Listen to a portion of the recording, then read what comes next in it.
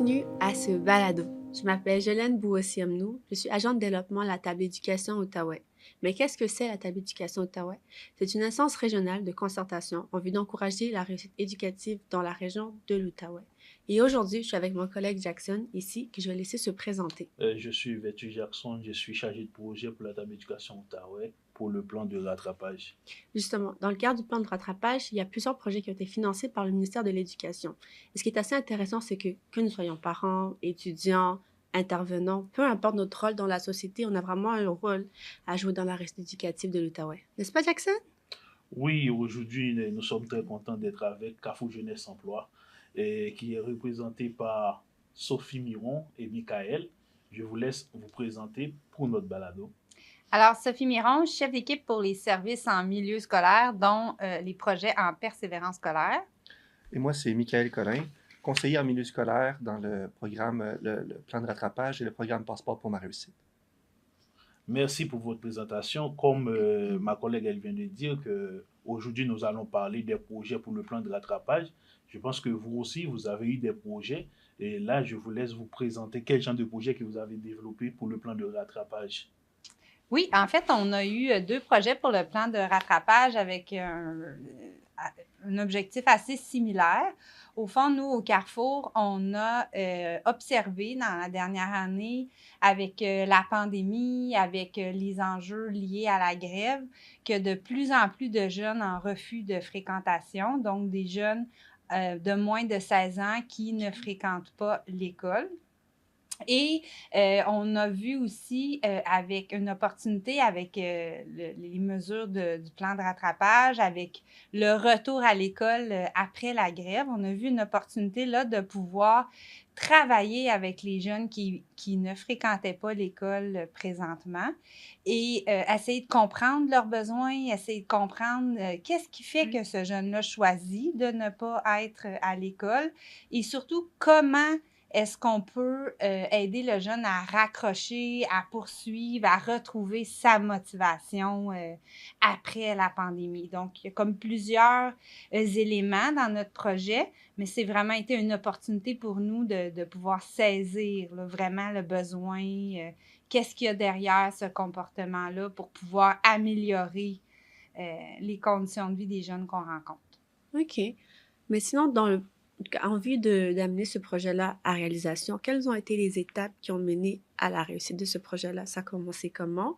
Tu as un peu parlé de comment ça a commencé, mais plus en détail. Fait que c'était quoi les étapes du projet? Oui. C'est drôle parce que ce projet-là, il est arrivé super naturellement dans l'équipe. Tu sais, des fois, les étoiles sont alignées. Là. On a en équipe beaucoup discuté avant même là, de voir cette entente-là possible. On avait beaucoup discuté en équipe de nos observations. On voyait sur le terrain là, qu'il y avait plusieurs jeunes qui ne fréquentaient pas l'école ou qui avaient un taux d'absentéisme très élevé. On a l'impression, là, on n'a pas validé cette impression-là avec des vrais chiffres, mais on a vraiment l'impression qu'il y a une augmentation du refus de fréquenter des jeunes sur notre territoire. Puis après est arrivée la grève. Pendant la grève, on a fait beaucoup de suivi avec les jeunes pour essayer d'aider l'école parce que dans les valeurs du Carrefour, on pense vraiment que c'est l'école et sa communauté. Les gens de la communauté peuvent jouer un rôle déterminant dans la scolarisation des élèves de notre territoire. Puis je pense qu'on peut jouer aussi un rôle à soutenir l'école dans son rôle. Comme organisme communautaire, on prend cette responsabilité-là. Puis donc, on a contacté les jeunes pendant la grève, prendre des nouvelles, ceux qu'on avait déjà dans notre radar. Puis est arrivé le plan de rattrapage où on a été capable de lever la main puis de dire « Hey, oui, justement, nous, on le vit ça depuis quelques mois. Puis là, dans un contexte de rattrapage, ça serait pertinent de pouvoir jouer un rôle comme communauté pour aider les jeunes, mais aussi de nous permettre de travailler avec eux, puis comme je disais tantôt, de vraiment pouvoir observer, entendre, vivre avec eux, c'est quoi les besoins, qu'est-ce qui fait que c'est difficile pour peut-être nous amener éventuellement vers d'autres idées de projet. Wow. OK. Mais en termes de jeunes, vous avez travaillé qu'avec des jeunes de 16 ans et plus, et c'était des jeunes que des Gatineaux? Ouais, Je peux y aller? vas-y, ouais. Donc, on a vu des jeunes qui avaient moins de 16 ans et qui avaient jusqu'à 18 ans. OK. C'est des jeunes surtout du territoire du Centre de services scolaires des Draveurs qu'on a contactés. Et c'était quoi la dernière question? J'ai pas... Ma question, c'était, est-ce que c'était juste des jeunes de Gatineau ou... Oui, donc c'est seulement des jeunes de Gatineau qu'on a contactés dans ce projet-là. Okay. Donc c'est un projet quand même local, puis on a travaillé avec les jeunes de la communauté du coin. OK. Mais j'imagine que, de toute façon, comment vous avez fait le choix des jeunes? Oui. Bien, au fond, avec le deuxième, on a deux projets de rattrapage qui se ressemblent beaucoup. On a travaillé en étroite collaboration avec le Centre de services scolaires des Draveurs. OK. Puis, ils nous ont, dans cette entente-là, on a eu accès à une liste de jeunes qui étaient à 125 périodes et plus d'absence. Ah, Wow. OK, donc là, on est vraiment dans des trucs techniques, là, mais on est considéré en refus de fréquentation à partir de 184 périodes. Donc, nous, on a priorisé les 125 périodes et plus, OK. en se disant, on va commencer avec ça, puis après ça, on s'ajustera, mais ça nous a permis donc d'avoir accès à une liste là, de plus de 250 jeunes qu'on pouvait, donc les intervenants pouvaient appeler, faire des suivis, etc. Donc, c'est vraiment ça qui fait qu'on s'est concentré. On a travaillé avec ce qu'on avait finalement. Ouais, c'est ça. Ouais.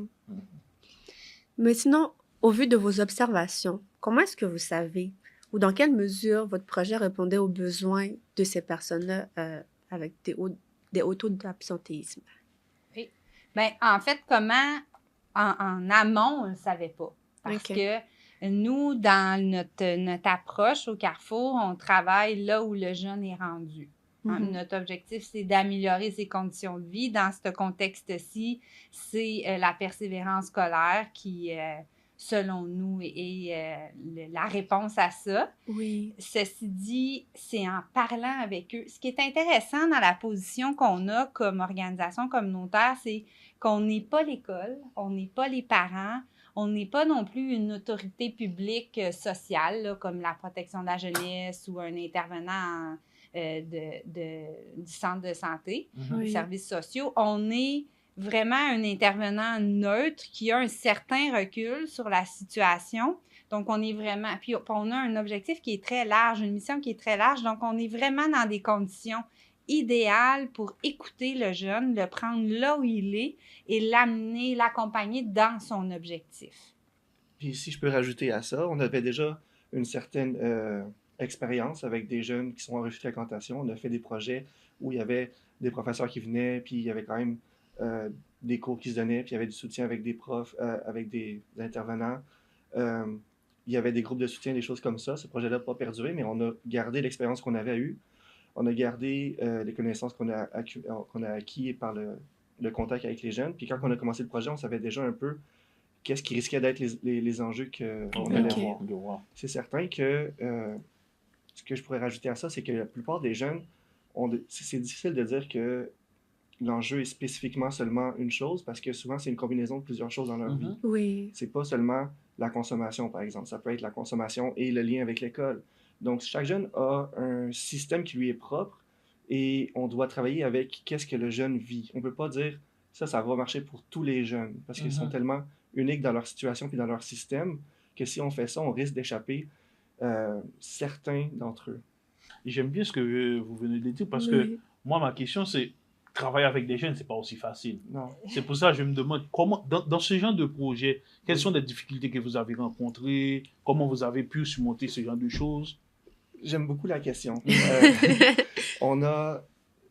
Le premier enjeu qu'on a rencontré, c'était de réussir à rejoindre ces jeunes-là puis de les amener à venir puis à avoir une certaine régularité parce que c'est ça l'enjeu principal qu'ils ont à l'école aussi. De persévérance. De persévérance, exactement. Donc, pour faire ce travail-là, merci.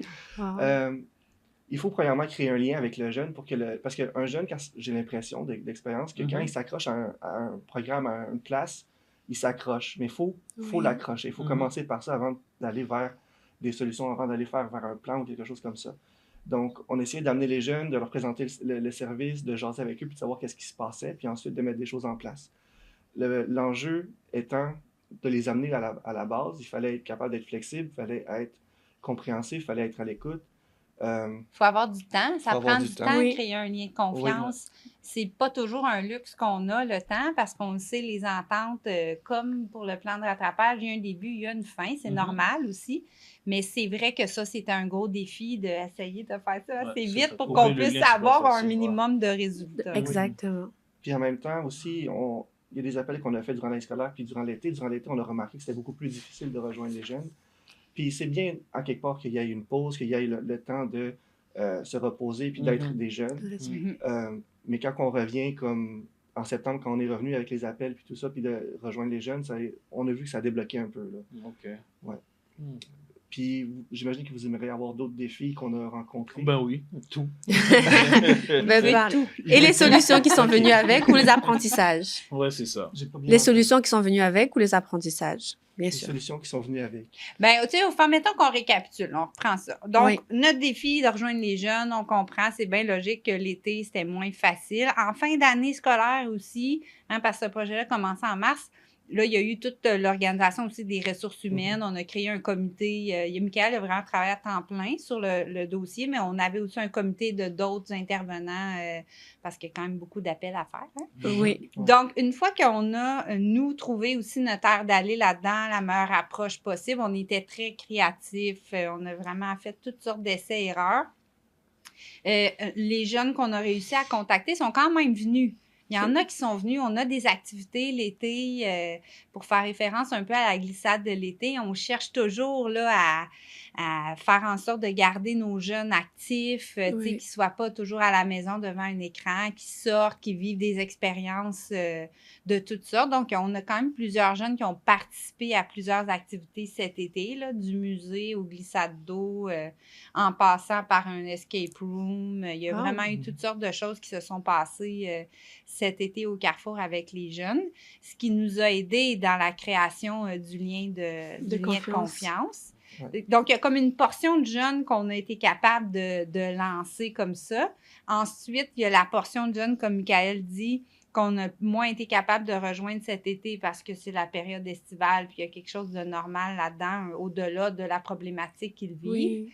Mais ces jeunes-là, on les a relancés là, dès la mi-août. C'est quoi ton plan pour le retour à l'école? Tu sais, c'était une occasion parfaite là, de tenter de relancer. Ce qu'on a vu aussi, c'est les parents étaient souvent soulagés de recevoir un appel parce qu'eux aussi, ils sont un peu désemparés devant la situation. Ils comprennent bien la responsabilité qu'ils ont, mais ils n'ont pas toujours le moyen pour... Tu sais, c'est un jeune de 15 ans qui ne veut pas... pas un enfant de première année qu'on va amener par le... Tu sais, on va dire c'est par là que ça se passe. Là, à 15 ans, il faut négocier. On a un humain qui a des idées, qui a des valeurs, qui a une façon de fonctionner. Donc, le défi, il est grand pour le parent qui est souvent isolé dans la problématique. Ça aussi, c'est un constat qu'on a fait. C'est quelque chose qu'on savait, mais je pense qu'on le mesurait mal. Même qui va nous inspirer dans les prochains plans d'action. La place du parent en persévérance scolaire, il y a beaucoup de travail à faire, beaucoup de choses à explorer dans ce dossier-là. Donc là, c'est ça, à l'automne, donc l'équipe d'intervenants a repris les appels pour les jeunes qu'on avait dit, OK, bon, on se reparle en septembre, ou ceux qu'on n'avait pas du tout rejoints. Puis, on a quand même, Michael, c'est 58 jeunes? 58 jeunes qui sont retournés à l'école. Donc 15 vers les adultes. C'est ça, fait qu'on a quand même... Oui. C'est comme si après le projet, ils sont retournés à l'école. Oui, sur les 200... Ben, on a rejoint 187 jeunes, on en avait comme 200 quelque chose, mais il y en a plusieurs que le téléphone, c'était pas le bon numéro, des choses comme ça. Puis ça fait partie de la problématique, je crois, de pouvoir rejoindre... Le défi de communiquer. Le défi de communiquer, oui. Donc, sur les 197 jeunes qui ont été appelés, il y en a 58 aujourd'hui qu'on peut dire qui sont vraiment dans un projet de retour aux écoles, que ce soit aux adultes ou au secteur jeune. Mhm. Pas tous, on n'est pas des super-héros, là. Ben oui. Je vais Vous faites de votre mieux. Vous faites de votre On mieux. n'est pas loin, par exemple. Mais non, mais dans ces 58-là, il y en a beaucoup que c'est naturellement, là, tu sais, parce que dans un processus de j'étais à la maison, je comprends que, tu sais, des fois, on a besoin d'une pause pour réaliser aussi. Mais ce qui est super le fun, c'est que le projet de plan de rattrapage, puis ça, je pense qu'il faut que ça clignote, là, cet élément-là. Oui. C'est qu'au-delà du résultat, je pense que le plan de rattrapage a créé un filet social.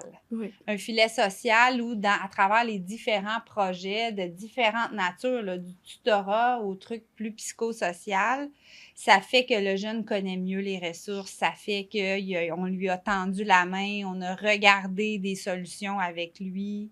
Donc, je pense que c'est ça qui est intéressant. Oui, il y a 58 jeunes, mais beaucoup naturellement sont retournés à l'école, certains avec notre aide, certains de manière très, très autonome, mais ils savent qu'on est là. OK. Puis ça, c'est intéressant parce que dans une problématique future, ils pourraient avoir le réflexe de revenir. De revenir. Puis dans un carrefour jeunesse-emploi, on est jeune jusqu'à 35 ans. Voilà une bonne nouvelle. Donc, ça veut dire que jusqu'à ses 35 ans, le jeune, il peut revenir autant de fois qu'il a besoin selon où il est rendu dans sa vie. Et que ce filet social-là, je trouve qu'il n'est pas banal non plus. Mais justement, parlant du filet social, on parle aussi de réseau éducatif depuis le début. Lorsqu'on parle de réseau éducatif, dans la définition du réseau québécois pour la réussite éducative, on parle d'un développement sur les plans physiques, intellectuels, social, affectif, moral. En quoi est-ce que votre projet, justement, ou bien est-ce que les actions que vous avez eu à poser ont touché certains de ces éléments-là?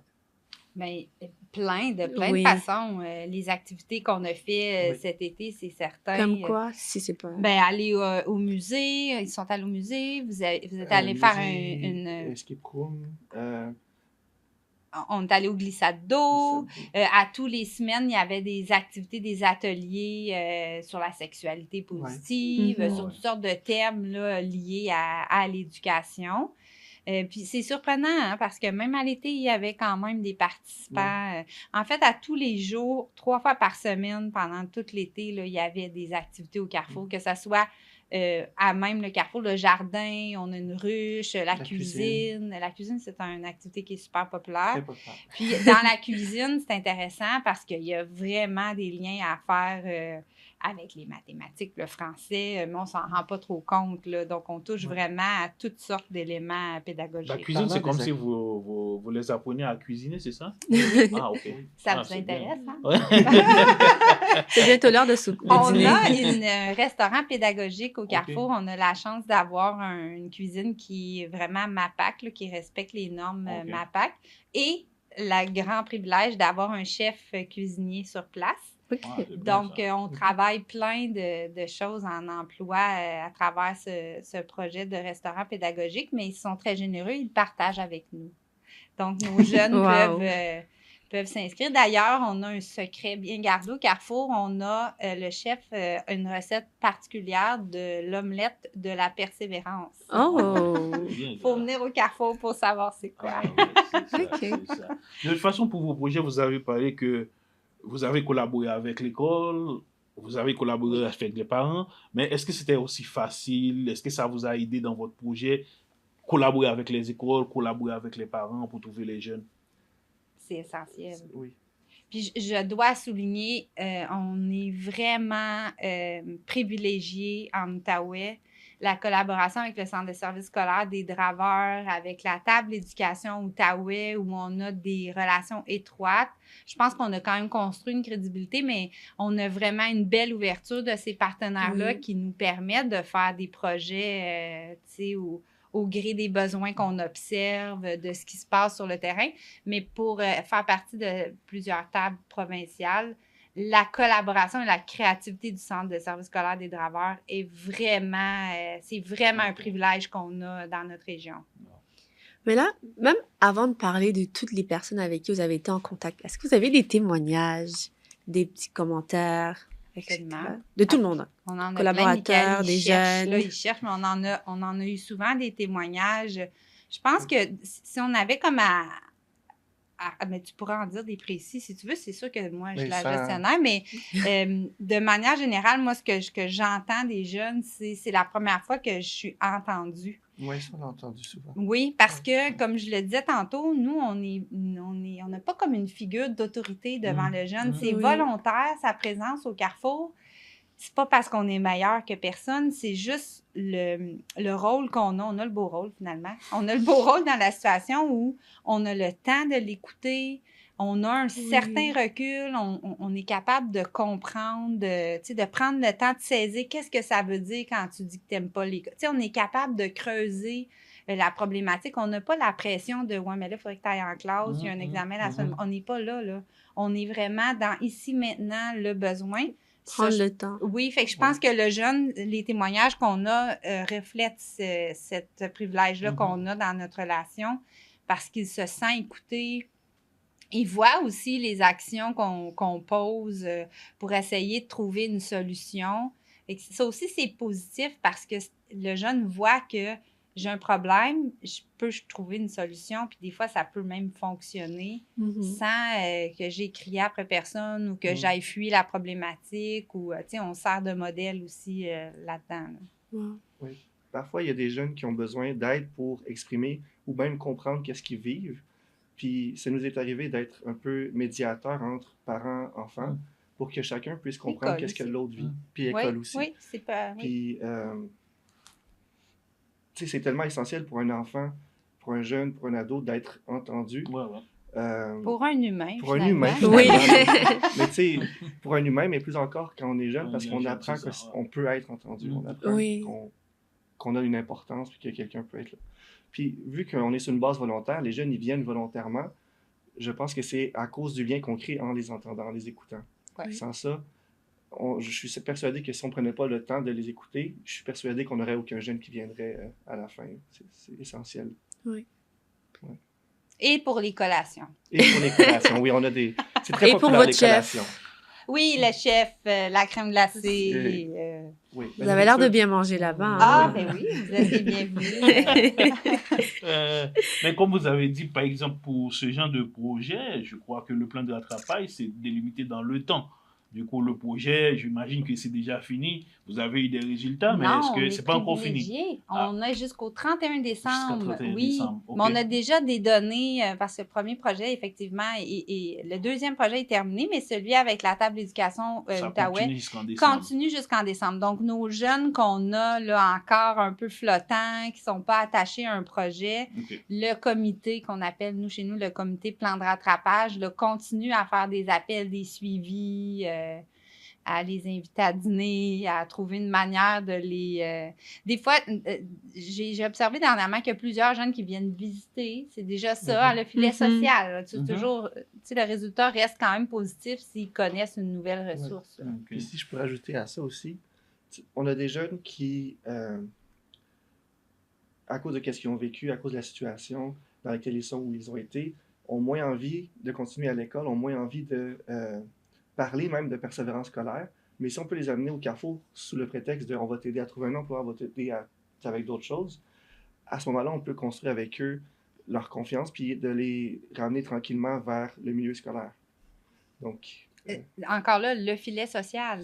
Parce que c'est vrai, même si on n'aime pas y penser, c'est quand même vrai que pour certains jeunes, en ce moment, l'école... c'est pas possible, ils sont pas disponibles. Je donne souvent l'exemple de, si moi je fais une dépression ou je vis une problématique difficile dans ma vie personnelle, je vais sûrement avoir recours à un congé de maladie. Oui. Mais pour un jeune, même si pour nous, comme adultes, on veut pas voir ça, des fois, c'est nécessaire la pause, mais... faut être structuré. Oui.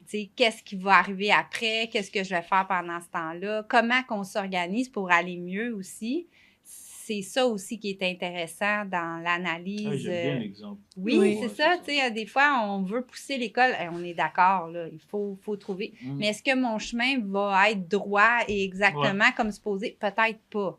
Exactement. Ça, c'est pas grave, mais l'important, c'est que je continue à marcher sur un chemin puis que je me rende quelque part. Là. Persévérer. Puis au Carrefour, on est privilégié aussi parce que Il y a l'équipe des services en milieu scolaire, qui est la plus belle équipe, évidemment. Mais il y a plein d'autres équipes extraordinaires avec qui on peut travailler. Je pense aux équipes en emploi, en employabilité, en démarrage d'entreprise, ou selon le besoin du jeune, on peut l'attacher à un autre service qui va lui permettre de continuer de marcher sur son chemin pour éventuellement revenir vers un projet d'avenir, un projet d'études. Là. Mais à la fin du plan de rattrapage, 31 décembre, Qu'est-ce qui ce se genre de passe? projet, on va faire quoi avec? Ça va On va continuer les ou vous allez continuer. insérer dans d'autres projets? Non, mais ça serait un souhait vraiment incroyable là, de pouvoir poursuivre parce que je pense qu'on peut améliorer les statistiques en persévérance scolaire dans notre région. Je pense que les preuves ne sont plus à faire des dégâts qui ont été causés par la pandémie. Après ça, il y a eu la grève. Tu sais. Je pense que pour retrouver une stabilité, un air d'aller, l'école et sa communauté peuvent certainement travailler mieux ensemble, puis avoir le recul comme on est capable de l'avoir pour trouver des solutions uniques pour chacun de ces jeunes-là. Mais je pense sincèrement que ce serait impossible que le milieu scolaire puisse répondre à l'ensemble de ces besoins-là seul. Oui. T'sais, à l'école, on est là pour étudier, mais ça va pas, on est capable. En tout cas, ce serait un souhait de pouvoir poursuivre ce genre de projet-là. Puis si je peux ajouter à ce qu'on vient de dire, la plupart, la grande majorité des jeunes qu'on a rencontrés veulent continuer, ils veulent aller à l'école, mais à cause des choses qui se passent dans leur vie, c'est difficile, il y a moins de motivation. Puis en ce moment, on voit qu'ils ont commencé l'école, il y en a plusieurs qu'on suit qui restent à l'école puis qui continuent d'aller à leur cours puis tout ça. Moi, ce que j'ai peur personnellement, c'est que si le projet ne peut pas continuer, on ne pourra pas continuer de les suivre parce que c'est de ça qu'ils ont besoin. Ils ont besoin de pas seulement avoir un soutien quand c'est le début de l'école ou quand ils ont besoin d'avoir un suivi en permanence. Sur le long terme. Exactement. Parce Oui. qu'il va arriver des moments où la motivation va descendre. Ouais, c'est ça. Où il y a quelque chose, déjà des choses qui se passent dans leur vie. Ils ont besoin de encore quelqu'un plus. pour booster, ouais, c'est exactement. Ça. Parce que, tu sais, quand on y pense, là, si on prend un enfant au primaire qui s'en va en première année primaire, il n'y en a pas un qui n'a pas envie d'apprendre, il n'y en a pas un qui n'a pas envie d'aller à l'école. Mais notre travail, ça va être d'être en communauté pour garder cette persévérance-là qu'ils avaient la première année du primaire.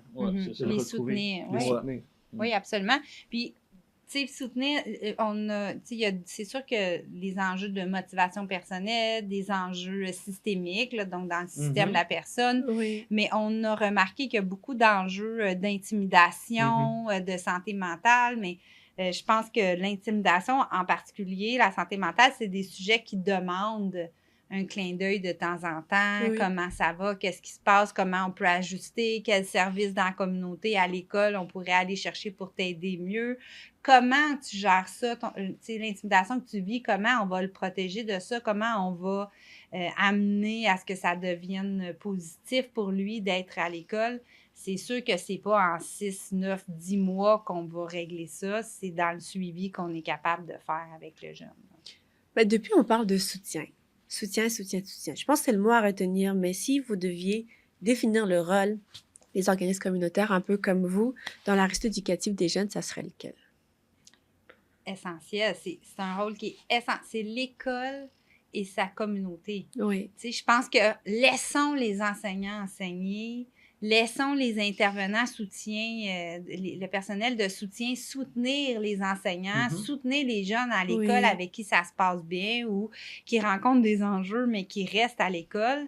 Puis le jeune qui décroche, nous, on va venir soutenir. Tu sais, on est à la sortie de l'école, on est le filet social qui va les ramener vers un plan de vie, un plan d'avenir. Je pense que pour moi, c'est l'école et sa communauté. Une bonne réponse. C'est bien ça. Mais maintenant, Carrefour Jeunesse Emploi, je crois que vous avez travaillé beaucoup sur le plan de rattrapage. Là, vous travaillez sur quoi en ce moment? Oui. D'autres projets? Ah, mais oui, il y en a plein de projets, Michael. Hein? C'est pas ennuyant. On dit que les organisations communautaires, c'est un laboratoire social. on teste des affaires, on Ouais. vit des choses, Oui. mais il y a aussi des choses pour lesquelles on a une expertise depuis 40 ans. Là. Donc, la recherche d'emploi, l'orientation scolaire, l'employabilité pour une personne qui est un petit peu plus éloignée du marché du travail ou qui cherche à reprendre certains éléments de sa vie en main. On a aussi un super beau programme de démarrage d'entreprise. On a un projet d'éducation financière, hein, parce que l'argent, ça fait partie aussi de la vie. C'est Oui. souvent aussi ce qui fait qu'un projet va s'actualiser ou non. On a aussi un programme qui s'appelle Passeport pour ma réussite, qui est un projet qui accueille 230 jeunes par année, principalement de la polyvalente Le Carrefour pour le moment, où du secondaire 1 au secondaire 5, le jeune est suivi par une équipe d'intervenants là, dans 4 soutiens, donc un soutien social, un soutien social comme des activités, un soutien personnalisé où il y a un intervenant qui va vraiment suivre le jeune dans tout son parcours scolaire. On a aussi un soutien financier quand c'est nécessaire et un soutien scolaire où on a accès à une équipe de bénévoles, de tuteurs, les intervenants qui font de l'aide aux devoirs. Donc, c'est vraiment un projet. Là, ça doit être un jeune inscrit à l'école. Par contre, ça ne peut pas être un jeune qui est en refus de fréquentation. Il va vraiment être suivi dans tout son parcours scolaire. L'objectif, c'est d'atténuer l'écart, donc de donner la même chance à tout le monde de pouvoir réussir. OK, c'est bien. Merci d'avoir répondu. Mais j'ai une autre question. Pour ceux qui sont âgés de moins de 35 ans, OK, comment est-ce qu'on entre en contact avec vous pour avoir plus d'informations sur ce que vous faites, par exemple? Ben, vous pouvez appeler le Carrefour Jeunesse Emploi De l'Outaouais. de l'Outaouais. Et dépendamment de ce que vous cherchez à recevoir comme aide, on pourra vous diriger à partir de l'accueil. OK. Oui, absolument. Puis donc, appeler directement ou c'est possible aussi de prendre un rendez-vous en ligne, là, puis OK. aller en ligne, remplir un questionnaire pour vous diriger vers le bon service. Puis il y a quelqu'un qui rappelle là, pour donner un rendez-vous. Sur votre site, Oui, sur Facebook, sur le site sur Instagram? cgo.qc.ca. On est sur Facebook, on est sur Instagram, on est sur TikTok.